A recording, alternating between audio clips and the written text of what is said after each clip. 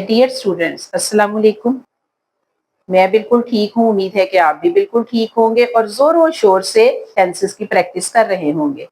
Last time हमने tense किया था पास्ट कॉन्टिन्यूस टेंस, तो आज हम करने जा रहे हैं पास्ट परफेक्ट टेंस।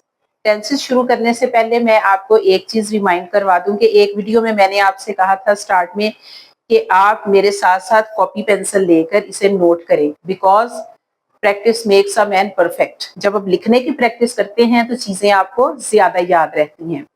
दूसरा ये कि ये हमारे टेंसेस बहुत इंपॉर्टेंस रखते हैं। हमारी इंग्लिश में 70% टेंसेस हैं। जिसने टेंसेस कर लिए उसने 70% इंग्लिश कर ली। तो इसलिए आप नोट करने की आदत को अपनाएं। दूसरी चीज ये है कि इंशाल्लाह अब हमने तकरीबन हाफ टेंसेस कर लिए हैं। हमारे हाफ थोड़ा सा टाइम रह गया, वो हम स्पीडली जल्दी जल्दी से कर लेंगे। उसके बाद मैं आपका टेस्ट लूंगी, तो आप अपने आप को टेस्ट के लिए भी तैयार करें। इस तरह से मुझे भी पता चलेगा कि आपको कितने आ गए और आपको खुद ज्यादा पता चलेगा कि आपकी कितनी तैयारी है। सो उस टेस्ट की तैयारी के लिए आपने आज से ही राइटिंग प्रैक्टिस को, अगर आप नहीं कर रहे हैं तो कंटिन्यू करनी है। तो अब हम अपने टेंसेस की तरफ आते हैं। सबसे पहले हमारे है पास्ट परफेक्ट टेंस, पास्ट गुजरा हुआ जमाना, कि कोई भी जो काम है वो गुजरे हुए जमाने में हुआ था और वो हुआ कितना था, परफेक्ट, बिल्कुल मुकम्मल। उसमें किसी किस्म की कोई गुंजाइश नहीं थी कि गुजरे हुए जमाने में कोई भी काम हुआ था बिल्कुल परफेक्ट हुआ था। तो सबसे पहले हम अपने आएंगे अफर्मेटिव सेंटेंसेस की तरफ। हम अपना फॉर्मूला देखते हैं।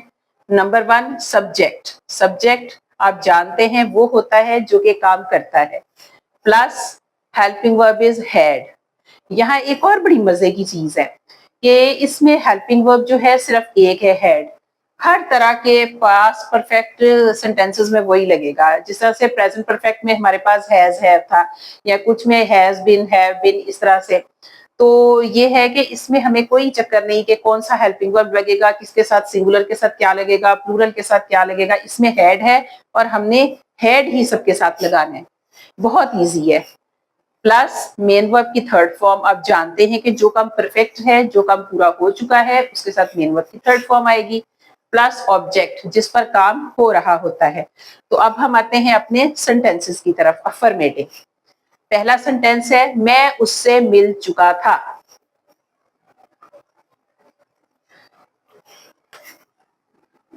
आई, हेल्पिंग वर्ब हैड, मेन की third form met, meet, met, met, object him. अब देखते हैं कि अकॉर्डिंग टू द फॉर्मूला हमारा ये सेंटेंस ठीक है।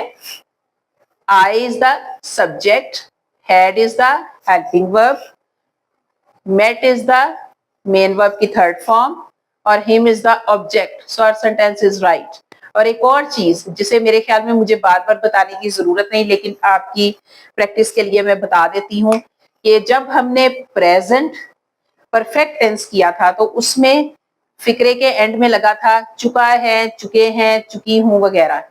तो वो चूंकि प्रेजेंट था, अब ये पास्ट है, तो इसकी आपके सामने जाहिर निशानी जो है, चुका था, चुकी थी, चुके थे, लिया था, किया था, पिया था, दिया था, वगैरह वगैरह। क्योंकि ये पास्ट है इसलिए इसमें था आएगा। हमारा नेक्स्ट सेंटेंस है माली पौधों को पानी दे चुका था। माली कौन है? The gardener, helping verb had, main verb की third form watered,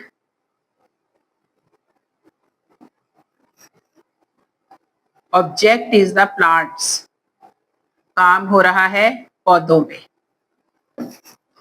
The gardener had watered the plants. The gardener is the subject, had as it is, watered main verb की third form, plus object the plants. तो हमारा sentence right हुआ। Next sentence is Ali पहले ही नज्म याद कर चुका था। Ali is a subject, had as it is, already पहले ही, याद करना learn, learn, learn is the third form. learned poem.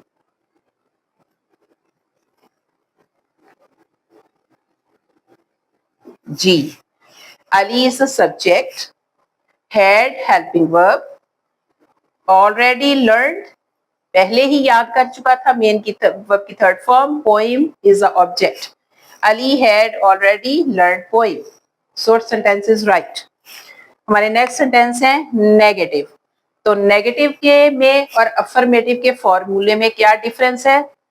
कुछ भी डिफरेंस नहीं नॉट के अलावा. इसमें subject as it is, had as it is, had और मेन वर्ब के दरमियान में नॉट आएगा और उसके बाद मेन वर्ब की third form plus object as it is.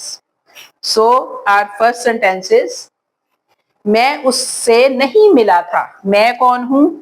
I had, addition of not, meet, met, met, met is the third form, him is the object.